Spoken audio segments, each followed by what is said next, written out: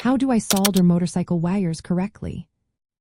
If you are working on your motorcycle and need to fix some wiring, knowing how to solder wires correctly is key.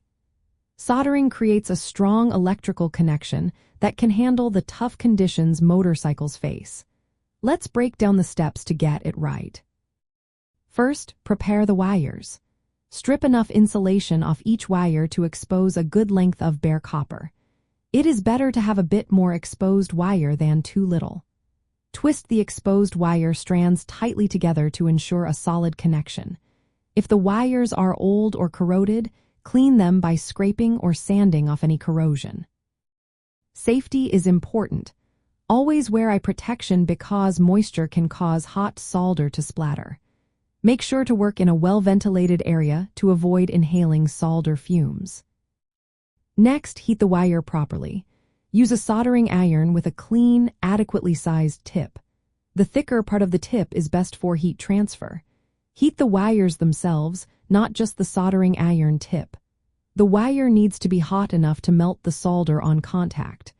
Hold the soldering iron on the wire for a few seconds to ensure it is hot enough. Now apply the solder correctly. Feed the solder directly onto the heated wire, not the iron tip. The solder should melt and flow smoothly into the wire strands, creating a shiny, even coating. Avoid using too much solder. Just enough to cover the joint is ideal. Make sure the solder flows fully into the wire strands on both sides of the joint for a strong bond. After soldering, allow the joint to cool naturally. Do not move the wires while the solder cools, as this can cause a weak joint. A shiny finish indicates a good joint, while a dull or grainy appearance shows a cold solder joint, which is unreliable.